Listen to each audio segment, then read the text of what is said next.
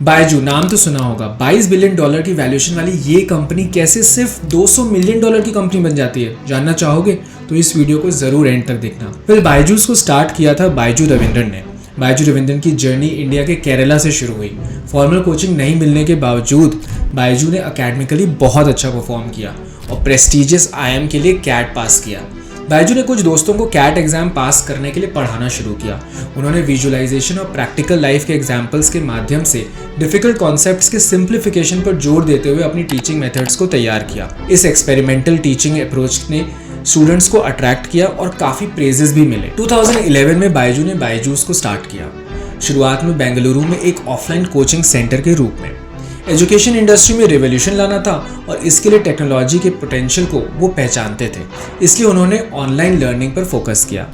ये डिसीजन उनकी entrepreneurial journey में एक महत्वपूर्ण मोड़ साबित हुआ। बायजू ने अगस्त 2015 में अपना लर्निंग ऐप इंट्रोड्यूस किया। Visual learning at home makes learning in school so easy. Just download Byju's, जो बहुत जल्दी पॉपुलर हो गया। जैसे ही ऑनलाइन एजुकेशन की मांग बढ़ी, बायजू ने सब्जेक्ट्स और कॉम्पिटिटिव एग्जाम्स की एक बड़ी झड़ी और एक रेंज को कवर करते हुए अपनी ऑफरिंग्स को एक्सपैंड किया। बायजू ने कंपनीज एक्वायर की जैसे great learning for $600 million, white hat junior for $300 million and Akash educational services for $1 billion and the list continues. Company जल्द ही दुनिया की सबसे वैल्यूएबल एडटेक कंपनीज में से एक बन गई, जो पूरे इंडिया को और बाहर के स्टूडेंट्स तक पहुंची। अपने पीक पर बायजू का टोटल वैल्यूएशन $22 बिलियन के आंकड़े को पार कर गया। पर ऐसा क्या हुआ कि स्टूडेंट्स के पेरेंट्स बायजू से भागने लगे? एक मिसकंसेप्शन बन गया है कि यदि कोई स्टूडेंट्स स्कूल और कॉलेज में अच्छे मार्क्स नहीं लाता है तो उसका कोई वैल्यू नहीं है। एडटेक प्लेटफॉर्म ने इस गलतफहमी का इस्तेमाल अनजान पेरेंट्स को डराने और उनसे पैसे कमाने के लिए करते हैं। इस आग के लिए बायजू को दोषी तो नहीं ठहराया जा सकता, लेकिन उसने इस आग में घी डालने का काम जरूर किया। एक स्टूडेंट्स के टेस्ट देने के बाद कोल्ड कॉल्स की एक झड़ी शुरू हो जाती है और हर सेल्स मैनेजर अपने बच्चे को बेहतर भविष्य के लिए एडटेक प्लेटफॉर्म में एनरोल करने के लिए पेरेंट्स के पीछे पड़ जाता है। ज़्यादातर पेरेंट्स के पास एनरोल करने के अलावा कोई ऑप्शन नहीं होता है। कोविड-19 के टाइम में कंपनी के फिनोमिनल ग्रोथ के बाद इंडिया में कई परेशान करने वाली मीडिया रिपोर्ट सामने आने लगी, जिसमें दिखाया जाने लगा कि बायजू ने एक्सप्लॉयटेटिव, इमोरल और साथ ही इलीगल प्रैक्टिसेस का इस्तेमाल करके पेरेंट्स को सो कॉल्ड एसेंशियल कोर्सेज खरीदने के लिए मजबूर किया। पेरेंट्स को सेल्स पर्सन से लगातार कॉल आती थी ताकि उन्हें ये समझाया जा सके कि बायजू के कोर्सेज को सब्सक्राइब नहीं करने से उनके बच्चे हमेशा गरीब रह जाएंगे। एज पर रिपोर्ट्स कंपनी ने पेरेंट्स पर प्रेशर डाला, चाहे उनकी फाइनेंशियल स्टेटस कुछ भी हो, बच्चों को इसकी नीड हो या ना हो, अपने कोर्सेज को खरीदने के लिए और उनमें से कुछ को अपने बैंकों से लोन लेने में भी मदद की। BBC ने कंपनी के कई प्रेजेंट और पास्ट एम्प्लॉयज़ के हवाले से कहा कि उन्हें अक्सर अनरियलिस्टिक टारगेट्स को पूरा करने के लिए फोर्स किया जाता था।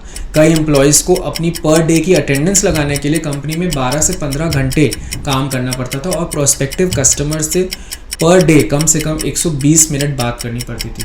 इसलिए जब पेरेंट्स रिफंड के लिए अप्लाई करते थे तो सब्सक्रिप्शन कैंसिल करने के लिए रिक्वेस्ट करते थे तो अक्सर उनकी कॉल को नज़रअंदाज कर दिया जाता था ये सेल्स पर्सन्स द्वारा। ज़्यादातर पेरेंट्स गरीब बैकग्राउंड से थे और उनकी एजुकेशन कम थी और वे टेक फ्रेंडली भी नहीं थे। नाउ कट टू 2023, जब बायजूस ताश के पत्तों की तरह गिर गया।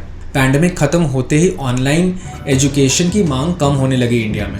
अप्रैल 2023 में कंपनी के लिए लीगल परेशानियां बढ़ने लगी क्योंकि ED ने foreign exchange management act FEMA के प्रोविजंस का उल्लंघन करते हुए बायजू के 3 ऑफिसेज पर छापा मारा। 2023 में कंपनी के एक फॉरेन लेंडर ने भी बायजू के खिलाफ केस किया, जिससे हालात और ख़राब हो गए। इसी साल बायजू के सभी डिपार्टमेंट्स में अलग लेवल पे अटैक हुआ।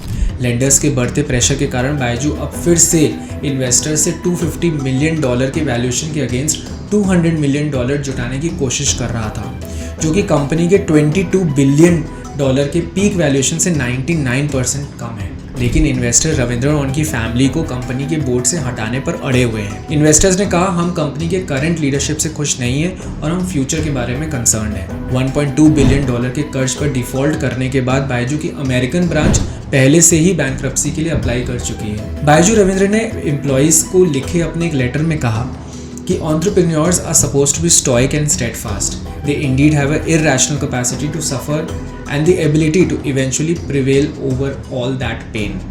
इसका मतलब ये है कि बिजनेस करने वालों को दृढ़ और स्थिर होना चाहिए। उनके पास सहने की एक असीमित क्षमता होती है और वो सभी दर्द पर विजय पाने की क्षमता रखते हैं। पर क्या इस बार बायजू अपने दर्द पर विजय पा सकेंगे? We will see. For more such content subscribe to Arthat by Jay and इस वीडियो को शेयर करना ज़रूर मत भूलिएगा। Thank you and have a great day.